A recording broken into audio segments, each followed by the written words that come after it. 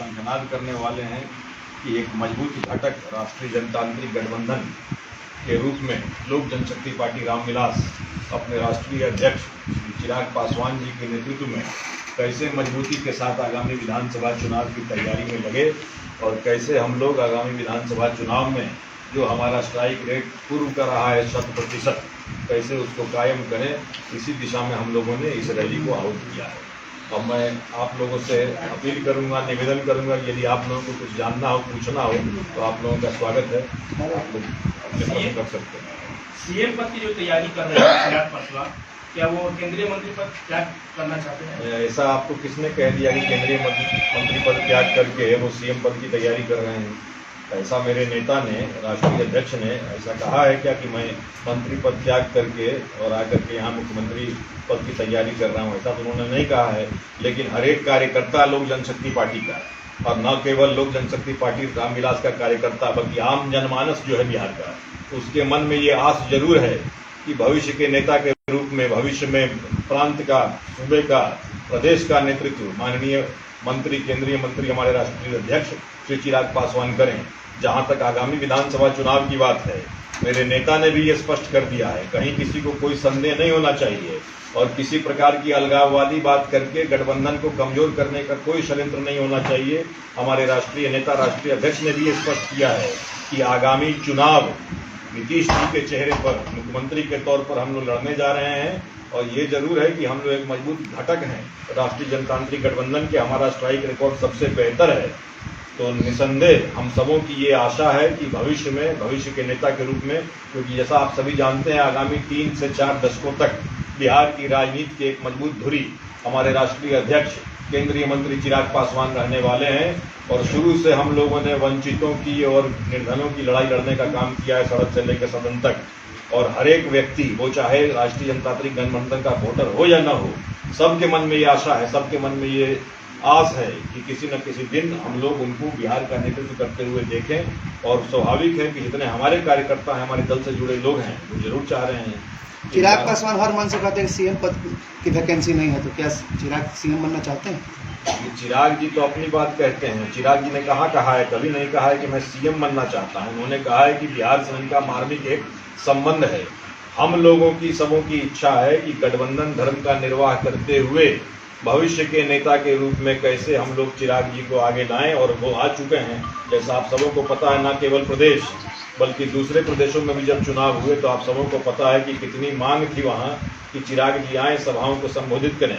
और राष्ट्रीय जनतांत्रिक गठबंधन का जो केंद्रीय नेतृत्व है वो भी इस बात को जानता है कि ये एक ऐसा नेता है जिसकी अपील, जिसके आह्वान पर इस पूरे राष्ट्र में किसी भी कोने में चिराग जी जाते हैं तो विशेषतः युवाओं के बीच में जो दीवानगी देखी जाती है, जो इनके प्रति आकर्षण देखा जाता है, उस बात की सराहना माननीय प्रधानमंत्री श्री नरेंद्र मोदी जी भी करते हैं। चिराग पासवान जनरल सीट से चुनाव लड़ने का मन बनाया है, पार्टी इस पर विचार भी कर रही है, 8 तारीख को आरा में सभा भी है, तो क्या वो सीट आरा होगी? सारे विकल्प हमारे लिए हमेशा खुले हुए। राजनीति में कोई पूर्ण विराम नहीं होता है और आखिरी निर्णय जो है वो कार्य समिति, हमारी पार्टी जो है एक लोकतांत्रिक पार्टी है और इस दल की विशेषता यह है कि नीचे से नीचे स्तर का जो कार्यकर्ता है उसकी बात को भी हमारे राष्ट्रीय अध्यक्ष बड़ी गंभीरता से लेते हैं और हमारे कार्यकर्ताओं की जो भावनाएं हैं उससे हम लोग उनको अवगत करा रहे हैं। किंतु आखिरी निर्णय आला नेतृत्व और कार्य समिति उसका होगा। किस सीट से लड़ेंगे, कब लड़ेंगे, कहाँ लड़ेंगे, इस पर मैं कोई स्पष्टीकरण अभी देने की स्थिति में नहीं। कहा जा रहा है कि जो आपकी पार्टी है वो 30 सीटों के लेकर दबाव बना रही है एनडीए पर। कहीं ये प्रेशर पॉलिटिक्स तो नहीं कि विधानसभा चुनाव लड़ेंगे? देखिए, एक बात तो आप लोग जान जाएं कि राजनीति में स्वाभाविक है कि हर दल, हर पार्टी चाहेगी कि अधिक से अधिक सीटों पर हमारी दावेदारी हो। इसमें कोई ऐसी बात नहीं है, हर दल को यह अधिकार है। और जैसा मैंने कहा कि हमारा ट्रैक रिकॉर्ड, हमारा स्ट्राइक रेट, हमारे नेता की लोकप्रियता, तो ये राष्ट्रीय जनतांत्रिक गठबंधन एनडीए के हित में होगा कि अधिक से अधिक सीटें लोक जनशक्ति पार्टी रामविलास को, चिराग जी के नेतृत्व में लड़ने को दी जाएं, ताकि वही 100% स्ट्राइक रेट अगर हम अपना बरकरार रखेंगे तो इससे अंततोगत्वा लाभ जो है वो राष्ट्रीय जनतांत्रिक गठबंधन एनडीए को होगा। तो इसमें कोई बुरी बात नहीं है अगर अधिक से अधिक सीटों पर हमारी दावेदारी हम लोग कर रहे हैं। 6% वोट शेयर पासवान जाति का पूरे बिहार में है, तो क्या लगता है कि 6% को एकजुट करने की तैयारी अभी से शुरू कर दी गई? मैं कतई सहमत नहीं हूँ आपकी इस टिप्पणी से, क्योंकि हमारा नेता जो है वो जातीय सीमाओं से परे है।